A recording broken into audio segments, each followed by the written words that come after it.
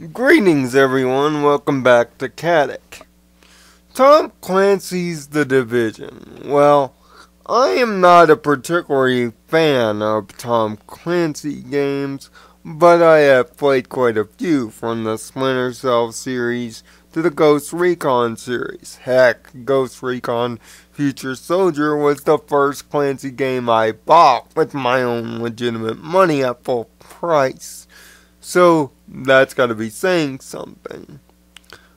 But, The Division is not a game. The Division is more of two games. And it's more of a proof of concept. Despite its recent problems, glitches galore, and difficulty spikes with its new incursion mode, which I might speak about those on a future day and time.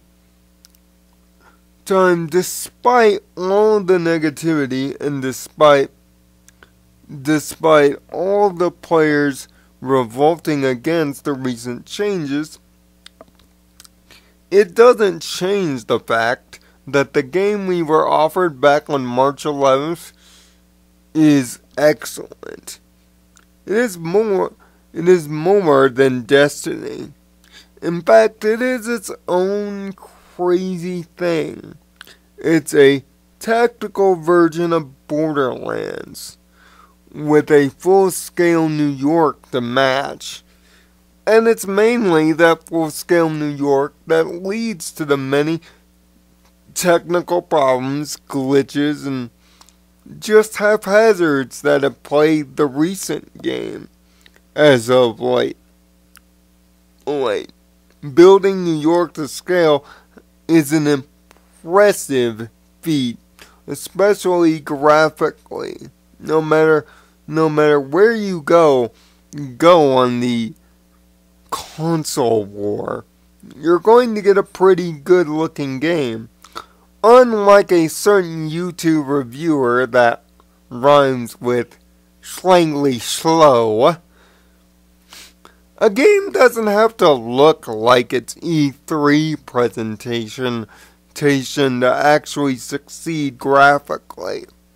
The impressive Snowdrop engine is exactly that, impressive. Although there are some times where the graphics and the size of the game get ahead of itself, and it really shows. But by and large, it stays consistent, stays stable, which is something that Ubisoft Online games tend to have a problem with, most notably the old Assassin's Creed multiplayers. But what exactly are you doing in The Division anyway?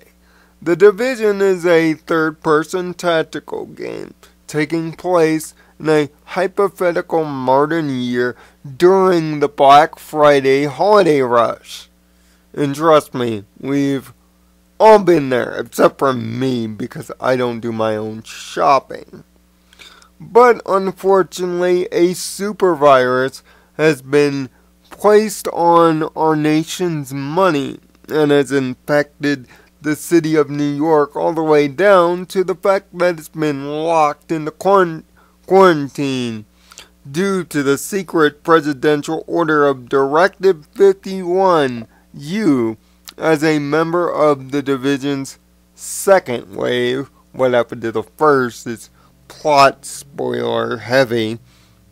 Must go into the now quarantined New York and take it back from four distinctly different military-style groups: the Last Man Battalion, led military style, the Cleaners, who want to deal with the disease actually scientifically by burning it, the Rikers, who are pretty much your upgraded street gang, and your rioters, which are your basic looters and such trying to get by. And you'll see plenty of downtrodden citizens just trying to make do walking around the city with plenty of cars to match. After all, this is a sprawling metropolis that has ran out of gas in the days since the beginning of the outbreak. But as you jump back in after a failed attempt to take Brooklyn back, you've got a lot of things to do, mainly building your base of operations, which will be the core of the story mode of the game. Building your base gets done by the encounter system and by completing main story missions. The main story missions are straightforward, but the story they help paint is rather an interesting one, dealt with government conspiracy, ideological thought in a process like this, and very personal stories between each of the 4 gang leaders.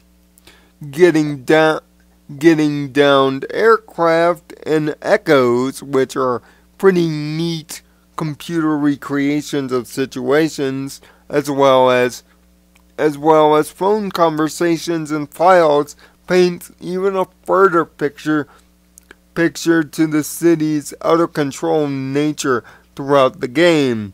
Picking all these up will give you a broader understanding of the New York you've entered into, and it's quite an interesting one.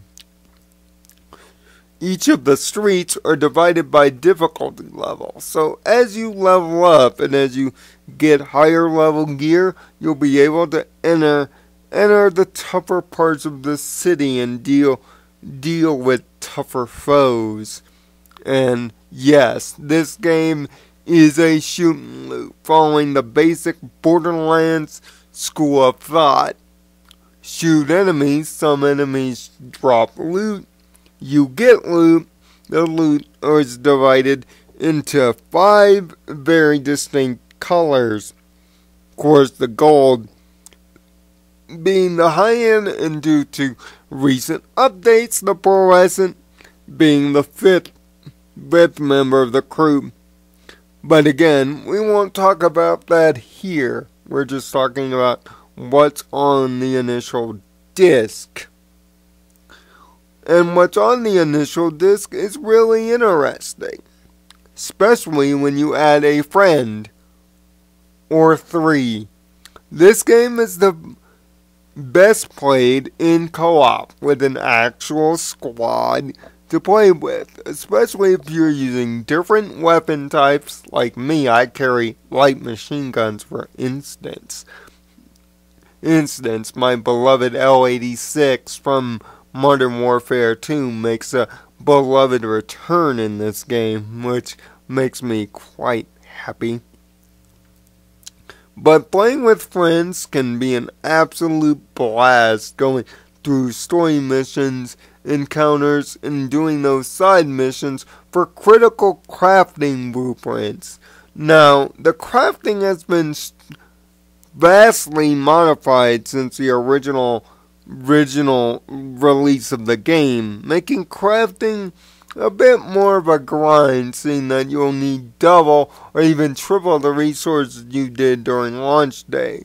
But when you do have those resources, the crafting system is easy, intuitive, and sometimes you may get what you want, or sometimes you might not. Sometimes you'll have to recalibrate special abilities multiple times, which can be a frustration to some, but its easy intuitive system, especially based on its color coding and different styles, makes it easy for anybody to understand and get in. Really, what dictates your time of play in the Division is how much you're willing to succeed and grow. It's really a game that's really dependent on you. How much time you want to put into it to make the ultimate agent. Because if you just want to blast through the story mode, it's pretty easy given help. But if you need help, the matchmaking system, something not in the original Destiny, in fact, in most ways, it's still not, allows you to team up with any agents nearby or through its many multitude of safe houses, walk up a team and meet up there. Fast traveling to other agents is as easy as a click and a teleport, and the loading times are, yeah, somewhat a little long, but decent and not really annoying. Weapon types range from sniper rifles that do heavy damage and marksman rifles to submachine guns with some of the more killer effects in the game. Assault rifles, 1 shots, 3 shots, and my aforementioned favorite light machine guns, as well as shotguns and surprisingly effective pistols. Weapon variety is decent, especially for a game of this size, and there's plenty of reason to get many types of scopes and upgrades through a slightly tweaked version of the gunsmith system from Ghost Recon. It really works well. Now, seeing that this is a semi-MMO, does the mission structure work? Well, somewhat and not so much. The encounters and submissions oftentimes repeat themselves two or 3 times, in fact, near the end of the game, so it can become a slog, but that's average of most MMOs. But at least the story mode missions are unique and different throughout, although they take a point A to point B to beat the boss approach in terms of its average. But the story, of course, that they paint getting there will be interesting enough to get you through it.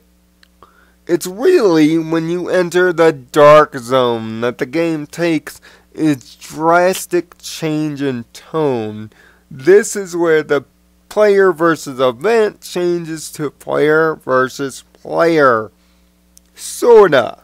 There are still non-player NPCs to shoot and loot from to get even rarer gear that you have to extract through several different extraction zones. But beware, because it's player versus player, players can go rogue or shoot you dead to take your viable gear.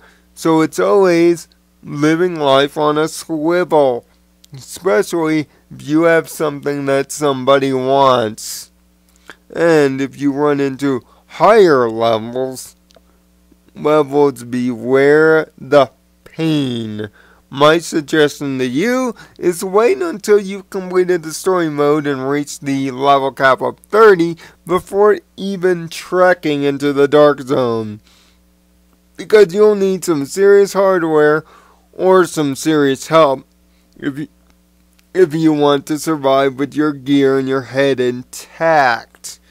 There are vendors, both offline and on, that can provide you constantly refreshing gear within the hour, and daily and weekly challenges once the main game is complete to keep you coming back for those elusive Phoenix credits to get rare gear from the vendor there.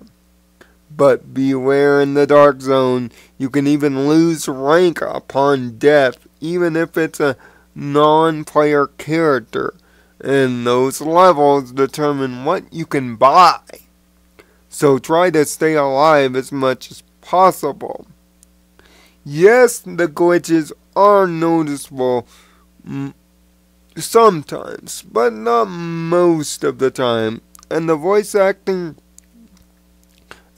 for characters like Faye Lau and Jessica Kendall, as well as well as Rhodes and even Alan Keener, are expertly done, and the cutscenes that the game provides through videos sometimes are really expertly done cutscenes. The game does a great job at painting the world, something that Destiny failed to do at its start. You really feel a part of this, but you don't feel you know all the answers, and that's on purpose. If the game ends undone, which it does, that's because there are large expansions headed our way over the course of the year, which I will deal with that in a separate video as well as the much talked about on YouTube incursions, which hopefully by the time I talk about them, their difficulty and their leniency of glitches can somewhat be fixed to somewhat levels, although glitches can be found in most video games. So, if you're not a fan of glitches, then really, what else can I tell you as a reviewer than just try your best to avoid the problem as much as you possibly can. And possibly wait a little bit, which, like Destiny, that's really the key to it, is waiting a bit. The game, right now as we stand, and as right now as I'm reviewing it, is not complete, not yet. But the base game leaves a lot of intrigue, if only the missions were less repeatable, and sets up a world that you honestly want to take back. From its unique player versus player mechanic to its interesting mission structure, and all the key things that make Clancy games excellent, like weapon accuracy, proper cover, and great AI and proper use of tactics, as well as unique and fun abilities spattered throughout, and easy enough controls and systems to understand. The Division does everything that Destiny did not at launch, setting a base world and setting a base expectation while having their gameplay polished to a spit shine, although the game is filled with glitches because of its massive size and scope, and may not be perfect yet, and some things still have to be retweaked. The Division still ranks upon one of the best third-party games you can buy. I played it for 52 hours, and I plan to come back to New York sooner rather than later. Despite all of its problems, I still can't get over the fact that a game, for once, lived up to its high expectations. It's not so much that when society falls, they rise. It's more or less when gaming falls, Ubisoft rises, and in this case, they most certainly rose to the occasion, despite it being an imperfect occasion. That's why Tom Clancy's The Division gets a rousing score of an 8 out of 10 from me, just for the base game. DLC, I'll explain later. But for right now, The Division is on the right path, and hopefully, after defeating those nasty terrorists, you'll find peace in your own nirvana. Thanks for watching.